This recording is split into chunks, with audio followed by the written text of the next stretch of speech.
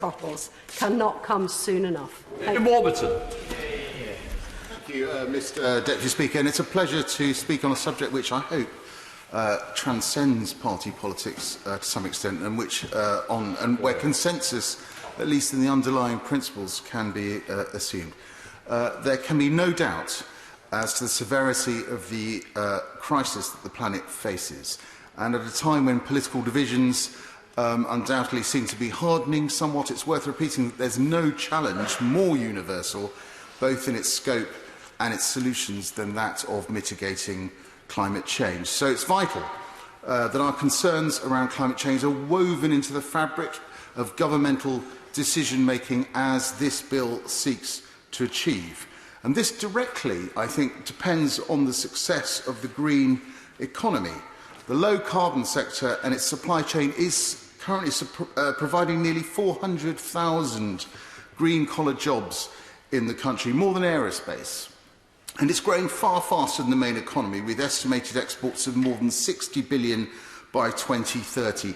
And the provisions of this bill aim to release this enormous potential, as well as stimulating the new economic markets that will result. Mr. Deputy Speaker, nature is built on a fragile set of relationships, and I think our drive to protect it requires the same. I've had the experience, echoed I'm sure by members across the House, of being heartened by the enormous commitment and the passion I hear from constituents on these issues. Before the House did the same thing, Frome in my constituency officially declared a climate emergency and set ambitious aims to be entirely carbon neutral within just 11 years. And Somerset County Council and Mendip District Council have now followed suit, and these examples have been echoed by parish councils also across my constituencies. And so the measures in this bill to enhance the powers of local authorities are, I think, particularly welcome. We must embed environmental needs into government and local government culture. Mr. Deputy, there's a lot more I could say, but time is short, and I need to mention something rather more local to Somerset.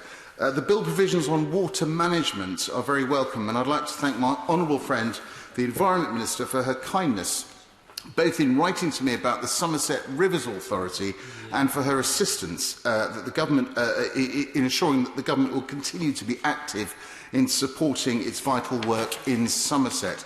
Despite government and opposition support, my Rivers Authority and Land Drainage Bill fell, or was rather brought down, at the final hurdle at the other place when royal assent was tantalisingly close.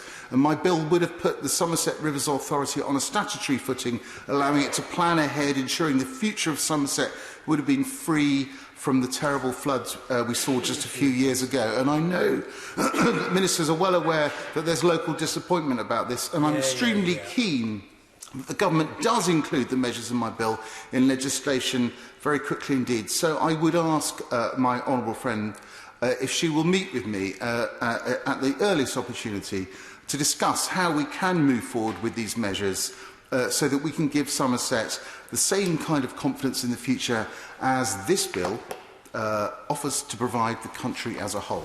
Anne-Marie Morris.